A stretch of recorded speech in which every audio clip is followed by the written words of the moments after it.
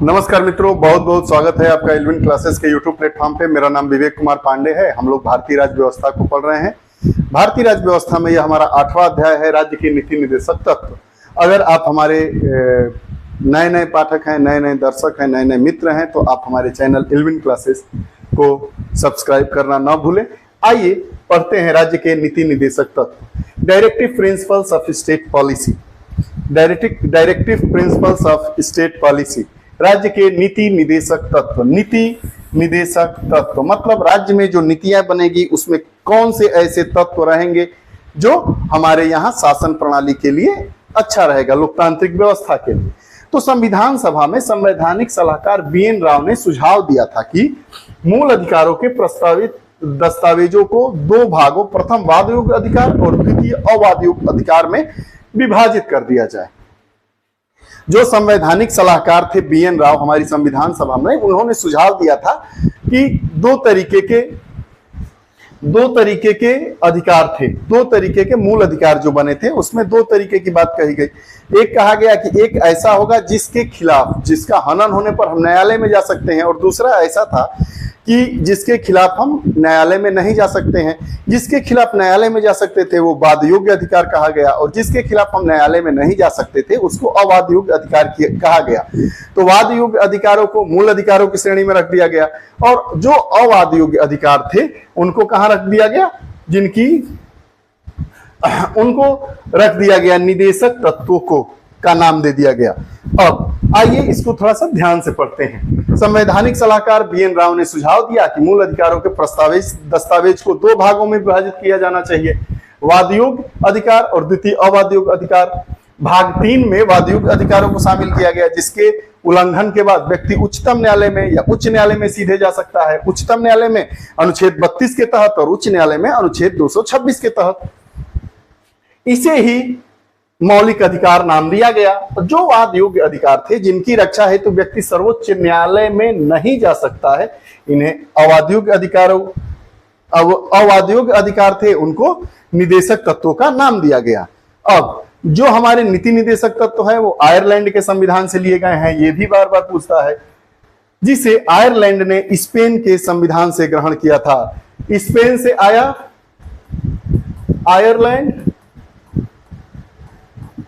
Ireland से आ गया India.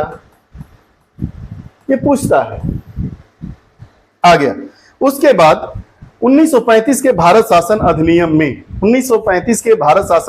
में निदेशक तत्वों का आधार मौजूद है, जिसे निर्देशों का प्रयत्न कहा जाता है। इतनी सारी बातें, 3-4 प्रश्न इसी से आ गए कि हमारे संविधान में जो नीति निदेशक तत्व लिया गया है वो कहां से लिया गया है, आयरलैंड के संविधान से। आयरलैंड में के संविधान में इसको कहां से अधिग्रहित किया गया, कहां से लिया गया, कहां से माना गया, कहां से उसकी रूपरेखा तैयार की गई, तो स्पेन के संविधान से।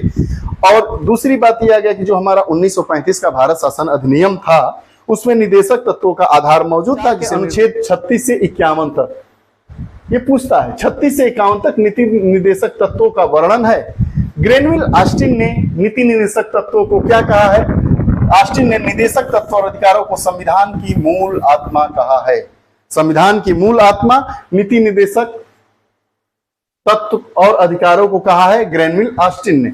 आगे देखिए इसमें क्या है, निदेशक तत्व की क्या क्या विशेषताएं होती है। उसके बाद निदेशक तत्वों का वर्गीकरण करेंगे, उसके बाद सभी वर्गीकरण के सिद्धांत को समझेंगे। निदेशक तत्वों की विशेषता क्या है? राज्य के जो नीति निदेशक तत्व नामक इस उक्ति से स्पष्ट है कि नीतियों एवं कानूनों को प्रभावी बनाते समय राज्य इन तत्वों को ध्यान में रखेगा। दूसरा, यह 1935 में उल्लिखित अनुदेशों के समान है। आधुनिक लोकतांत्रिक राज्य में आर्थिक, सामाजिक और न्यायिक विषयों में नीति निदेशक तत्व महत्वपूर्ण है। यह जो सभी प्रकार की चीजें होती है, आर्थिक, सामाजिक, न्यायिक, इसमें नीति निदेशक तत्व महत्वपूर्ण है, जिसका उद्देश्य लोक कल्याणकारी राज्य का निर्माण करना है, न कि पुलिस राज्य का, जो उपनिवेश काल में थे। नीति निदेशक तत्वों का मूल उद्देश्य ही यही है कि जो औपनिवेशिक काल में ब्रिटेन का शासन था भारत में, उस समय जो पुलिस राज था उस व्यवस्था से हटकर हमारे भारत में लोकतांत्रिक व्यवस्था हो। निदेशक तत्वों की प्रकृति गैर न्यायोचित है। निदेशक तत्वों का वर्गीकरण कर दिया गया, समाजवादी, गांधीवादी, उदार बौद्धिक सिद्धांत। आइए एक एक सिद्धांतों को देखते हैं। निदेशक तत्वों का समाजवादी सिद्धांत क्या कहता है? यह सिद्धांत लोकतांत्रिक समाजवादी राज्य का खाका खींचता है, जिनका लक्ष्य सामाजिक आर्थिक न्याय प्रदान करना है। समाजवादी व्यवस्था क्या चाहती है? सामाजिक आर्थिक न्याय प्रदान करना है, लोक कल्याणकारी राज्य की स्थापना का मार्ग प्रशस्त करते हैं और राज्य को निर्देश देते हैं। क्या क्या राज्य को निर्देश देते हैं, उन निर्देशों को देखते हैं।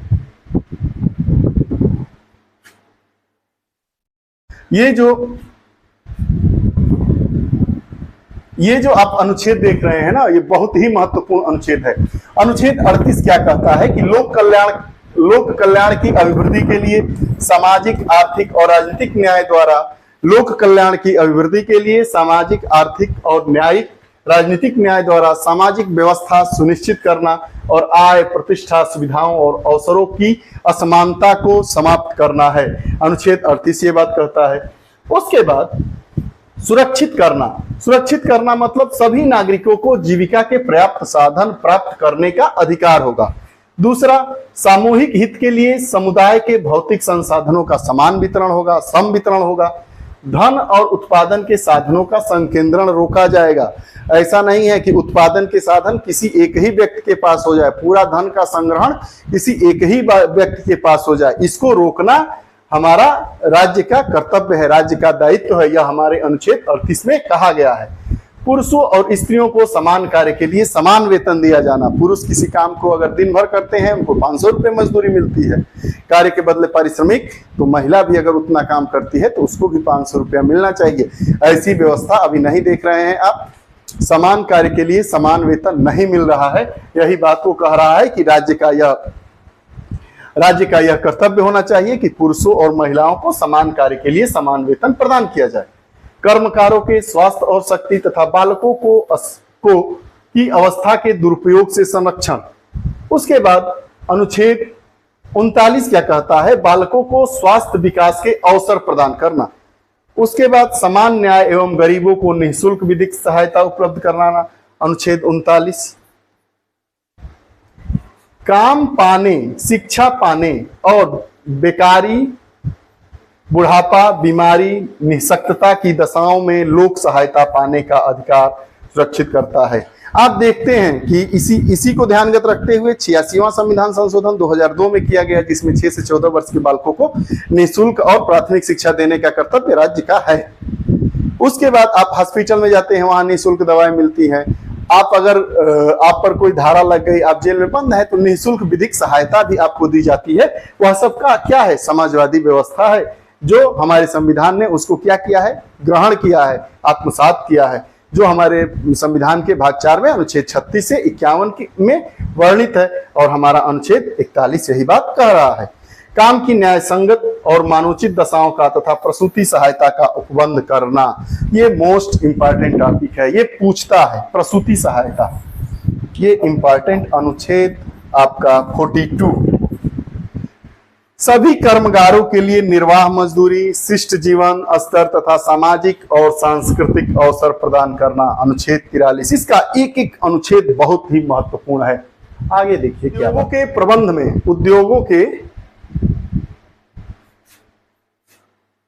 उद्योगों के प्रबंध में कामगारों के भाग लेने के लिए कदम उठाना। अनुच्छेद 43। उद्योगों के प्रबंध में कामगारों के भाग लेने के लिए कदम उठाना। जैसे उद्योगों का जो प्रबंध है, उसमें जो काम करने वाले लोग हैं, उनकी भागीदारी कैसे निश्चित हो, यह बता रहा है अनुच्छेद 43।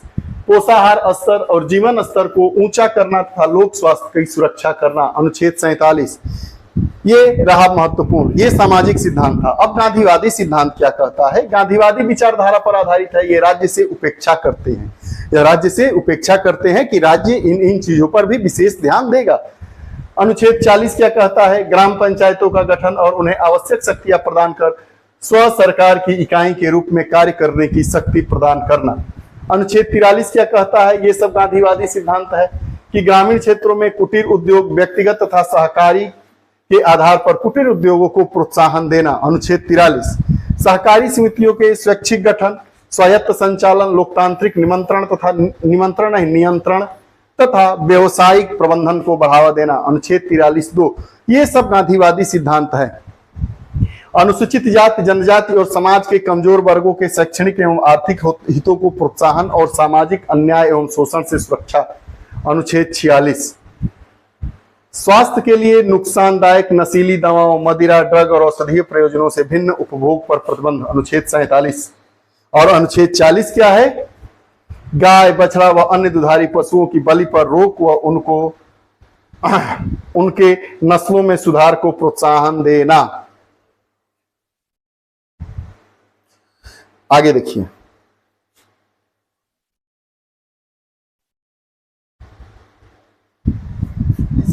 गाय, बछड़ा व अन्य दुधारी पशुओं की बलि पर रोक और उनके नस्लों में सुधार की व्यवस्था, यह गांधीवादी व्यवस्था है। आगे देखिए, अनुच्छेद 48 है ये। उदार बौद्धिक सिद्धांत। उदार बौद्धिक सिद्धांत क्या कहता है कि उदार बौद्धिक सिद्धांत कहता है कि भारत के समस्त राज्य क्षेत्र में नागरिकों के लिए एक समान सिविल संहिता, ये बराबर बराबर है तो एक समान सिविल संहिता, मोस्ट इंपॉर्टेंट आर्टिकल 44 समान सिविल संहिता, जिसकी बात अभी हो रही है, अभी जो चर्चा में है, समान सिविल संहिता, अनुच्छेद 44। पूछा जाएगा सभी बालकों को 14 वर्ष की आयु पूरी करने तक निःशुल्क और अनिवार्य शिक्षा, अनुच्छेद 45। कृषि और पशुपालन को आधुनिक और वैज्ञानिक प्रणालियों से करना, अनुच्छेद 48। पर्यावरण का संरक्षण तथा संवर्धन और वन तथा वन्य जीवों की रक्षा, अनुच्छेद 48A। राष्ट्रीय महत्व वाले घोषित किए गए कलात्मक एवं ऐतिहासिक अभिरुचि वाले स्मारक या स्थान या वस्तु का संरक्षण करना, अनुच्छेद 49। इसका मतलब राष्ट्रीय महत्व वाले घोषित किए गए कलात्मक, ऐसा नहीं है कि आप आगरा के ताजमहल में जाके और दीवार को तोड़ने लगे, ऐसा नहीं है कि जो राष्ट्रीय महत्व के स्मारक हैं उन वहां आप जाएं घूमने टहलने और उनको किसी प्रकार की क्षति, तो उससे हमारा संरक्षण करना यह राज्य का दायित्व है। ये अनुच्छेद 49 कह रहा है। राज्य की लोक सेवाओं में न्यायपालिका को कार्यपालिका से पृथक करना, न्यायपालिका से कार्यपालिका का पृथककरण, समान नागरिक संहिता, ये बार बार पूछा जाता है, अनुच्छेद 50 और अनुच्छेद 44। अंतर्राष्ट्रीय शांति और सुरक्षा की अभिवृद्धि करना तथा राष्ट्रों के बीच न्यायपूर्ण और सामान्यपूर्ण संबंधों को बनाए रखना, अनुच्छेद 51 की बात कर रहा है। अंतर्राष्ट्रीय विधि और संधि बाध्यताओं के प्रति आदर बढ़ाना और अंतर्राष्ट्रीय विवादों का समाधान निपटाने के लिए प्रोत्साहन करना, अंतर्राष्ट्रीय विवादों का निपटारा 51। ये 3 बहुत बार पूछे गए हैं, इनको कृपया करके याद करिए। निदेशक तत्व। निदेशक तत्व क्या है? 42वें संविधान संशोधन 1976 में निदेशक तत्वों को मूल सूची में 4 तत्व और जोड़े गए। वो 4 तत्व कौन कौन से हैं, आइए इनको देखते हैं।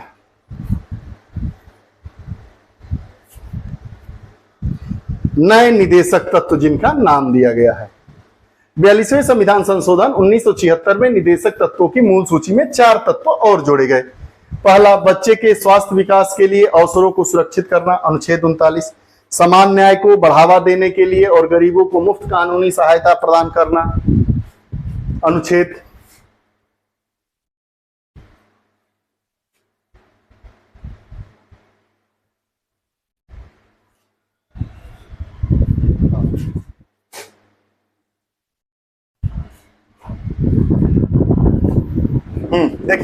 42वें संविधान संशोधन 1976 में निदेशक तत्वों में मूल 4 तत्व जोड़े गए।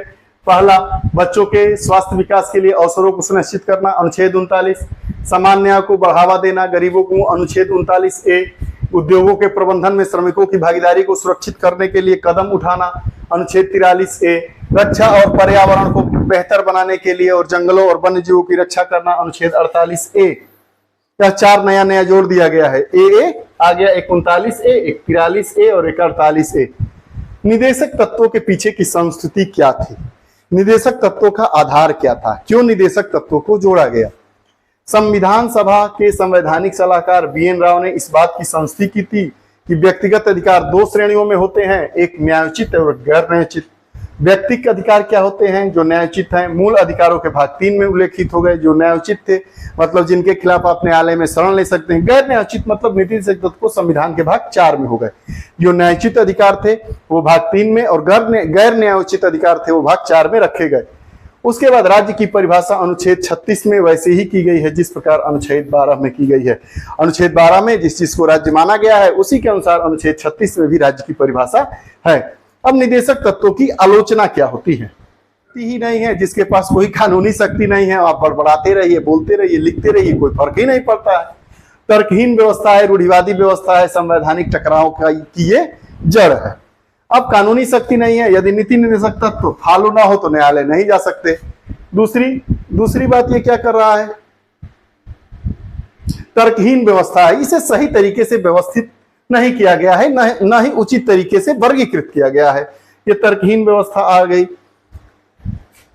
उसके बाद ये एन श्रीनिवासन कह रहे हैं इस बात को, रूढ़िवादी है। ये 19वीं सदी के इंग्लैंड के राजनीतिक दर्शन पर आधारित है, इसलिए यह रूढ़िवादी व्यवस्था हो गई।